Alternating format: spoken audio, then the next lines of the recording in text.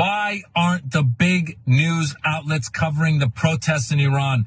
Protesters are being killed. There's brutal killings from the regime. They've gone into Sharif University right now, which is one of the top universities in the world. They've imprisoned the students. Gunshots have been heard.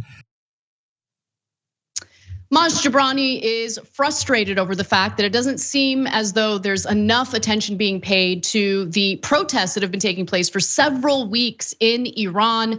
These protests were sparked by the death of a young woman who was taken into custody by the morality police in Iran for allegedly wearing her hijab incorrectly.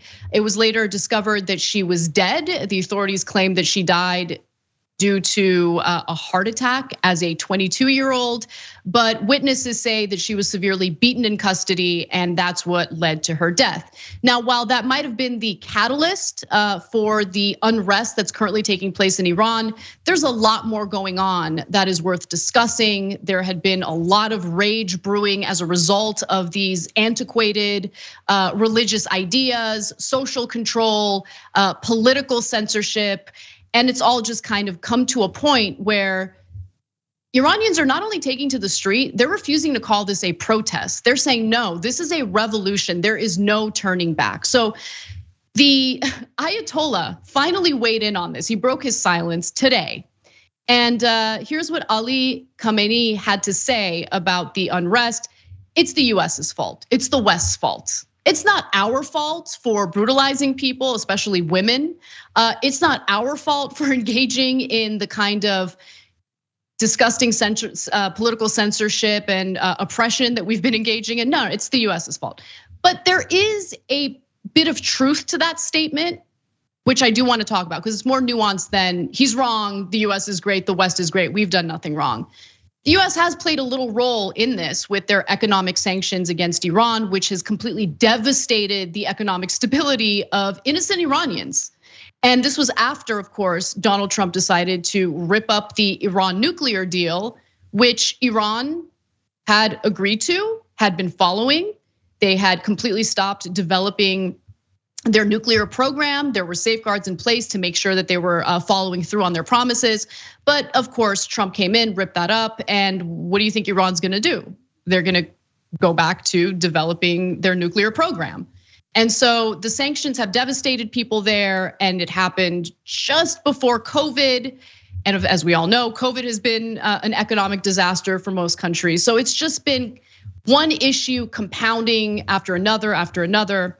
Now let's get you the actual statement by the Ayatollah. Speaking to a cadre of police students in Tehran, Khamenei said that he was heartbroken by the death of 22-year-old Mahsa Amini in police custody, calling it a sad incident. Really, do you really find it sad? Why was she arrested in the first place? However, he sharply condemned the protests as a foreign plot to destabilize Iran, echoing authorities' previous comments. He says the rioting was planned. These riots and insecurities were designed by America and the Zionist regime and their employees. Yes, it was America that convinced the morality police in Iran to take a 22-year-old woman into custody and then allegedly beat her to death. But I do want to get to the nuance in a moment. John, I want to give you a chance to jump in first though. Yeah, so I mean, I guess I'm jumping in as late in this now as he is. Like his statement is terrible, his statement is trash. But also everything that he or any other representative of the government says you have to take it understanding that they have waited a very, very long time. So anything they say is going to be obviously more suspect, less effective than if they'd said it very early. If you want to convince us that you think it's such a sad incident, maybe on day one that would have worked if you'd shown like a little bit of sympathy or empathy, not weeks later seeming only to mention it because the protests haven't yet been absolutely crushed as you've been trying to do all along, then no, it doesn't count for literally anything. The plot obviously is conspiratorial. Why wouldn't it be? Everything in politics is these days. Like to hear some of the most influential people in Iran, in the United States, in politics and media, nothing is organic. Nothing actually just happens. It's all planned. I don't is everybody in government in meetings like all the time planning all this stuff? How exactly would we get all of these young people in Iran to protest day after day after day with the threat of imprisonment or death? How would we convince them to keep doing that? And honestly, as bad of an excuse as it is to say that it's a foreign plot, let's say that it was. So it's now on you to control what you can control. Perhaps by no longer trying to control what you've been needlessly controlling for literally decades. You can't necessarily stop the economic damage of those sanctions or whatever. That's an ongoing diplomatic problem that should be solved. But when it comes to the morality police, I kind of feel like that's within your control. If you wanted to end that and released at least a little bit of the pressure on the Iranian people, then perhaps they'd be a bit more sympathetic towards you when it comes to the economic stuff. But you're not choosing to do that. You're just pointing the finger abroad and pretending that that's the source of all of your problems. The people of Iran know that that's not the case. They know exactly what form of oppression they're suffering from. You're exactly right about that. And so let me just get to the nuance that I keep alluding to. Look, the reason why the supreme leader, the Ayatollah, has any power in the first place is because of the coup the United States orchestrated in Iran. So there is some truth to the US having a role in helping things develop the way they have in Iran, which has been pretty disastrous for the people in Iran. We went against their political will and engaged in regime change on behalf of business interests. And so there's accuracy in if he had made a statement like that, but of course he's not going to make that statement because that's what led to his power, and he doesn't want to give that up. You're right, but you're being way too generous. That is not what he's saying. No, he's saying this protest. Okay. No, but this protest, John, protests are never only about the thing that sparks it, right? So you have the yellow vest protests in France. It wasn't just about one tax. It was about all of the neoliberal policies that were squeezing workers in France that just led to the unrest in response to that one spark, that one final spark, right? And I think that's what we're seeing in Iran as well. There's frustration, obviously, over these insanely conservative religious standards that they have there, the oppression. There's been frustration brewing over that. But there's also a lot of anger over how people are doing economically. And it's US foreign policy 101 to implement sanctions so people like the regular citizens of that country get so fed up that they start fighting for a revolution or they start pushing for regime change. It's like one of the tactics the US gets involved in. I don't agree with that tactic because I don't think the US should be meddling in the political business of other countries. I think that it should be organic. And look, I'm 100% in favor of these protests. I want them to live in a freer society, a better society. But there is a small role by the United States, and I would be lying to the audience if I didn't mention that. That's what I'm trying to say. I get what you're saying, and the general point about these social movements not necessarily being about the one thing can be true. But I also think that in each of those, you could try to sort of plot in a qualitative sense.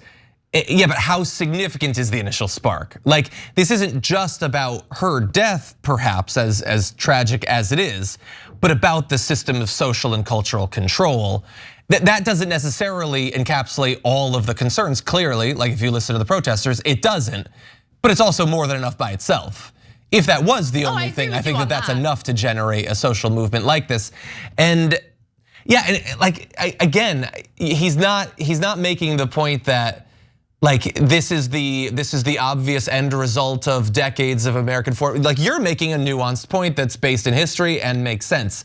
He is not listening to people's actual concerns and trying to convince them you've just been manipulated by the Americans, who literally won't even allow you to access the internet to listen to what the Americans are saying. They can't hear us right now. Yeah. And so like that's not gonna work. That's just not a convincing argument at that point. Oh, 100%. And let me just be clear. I mean, he's not a good faith actor. He's not an honest actor. Of course, he's just trying to place the blame on external factors rather than, maybe reflecting on how he has taken a part in brutalizing people in that country over whatever religious morality or standards of morality he might have. But I do wanna also just, the young women who are out there taking their hijabs off and really putting themselves at so much risk are so incredibly brave. I'm so inspired by them. I do wanna go to one more video here, because in this video you'll see female students, they're at a all-female school, taking their hijabs off, like swinging the hijabs over their heads while chanting, and it's in Farsi, so let me just translate it real quick. They're chanting "death to the dictator." So let's take a quick look at that video.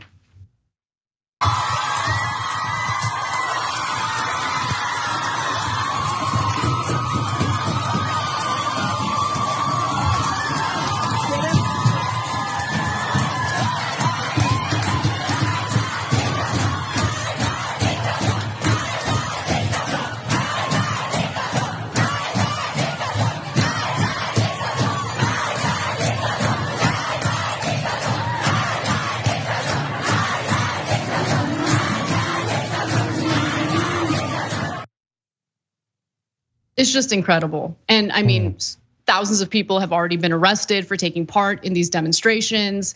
It's hard to pin down the exact number of fatalities. Amnesty International put out a number that says dozens of people, upwards of 50 individuals have died, including 5 children, but the number's probably higher than that. Some of the protesters have been met with live ammunition. It's just what you would expect from a terrible, oppressive regime, and they're still willing to put their literal lives on the line to fight for a better future. Yeah, it's obviously incredibly inspiring, and it makes me think. Like, I know sometimes, I think even our fans get annoyed at how much time I spend, especially on the damage report, responding to incredibly fragile, broken men freaking out about everything involving women, about women in the military, whether it's Tucker Carlson or She-Hulk comes out and they just start crying for literally weeks, and the Woman King comes out and Ben Shapiro like hides under the covers for a full weekend. Like, the reason that I freak out so much about that is when I see like those scenes, and we've been seeing them now for a couple of weeks, it is a reminder that should not be necessary of how much women are capable of, how brave and strong and big and effective they can be. And these guys don't want that. They want humanity to face its future with an arm tied behind its back. Not all of us working together as best as we can be, as free as we can be, accomplishing everything that we can do. They don't want that. They are on the side of the oppressors. In Iran, here, it's the exact same thing. We see that and we're inspired. Charlie Kirk and Ben Shapiro see that and they're ready to start crying again. They do not want women to be inspired. They don't want them to see those scenes. They don't want them to see fictional depictions. We should all be cheering this sort of bravery. I could not agree more. And I think the biggest miscalculation I have personally experienced by conservative men is the effort to underestimate the capabilities of women. I think Dennis Prager learned that lesson the hard way last week. Just putting that out there. But to the women of Iran, to all the people who are fighting for more rights, for a better future, more power to you, solidarity. I just love that they're fighting, and we'll stay on this story and update you guys as we learn more. Thanks for watching The Young Turks, really appreciate it. Another way to show support is through YouTube memberships. You'll get to interact with us more. There's live chat emojis, badges. You've got emojis of me, Anna, John, JR. So those are super fun. But you also get playback of our exclusive member-only shows and specials right after they air. So all of that, all you gotta do is click that join button right underneath the video. Thank you.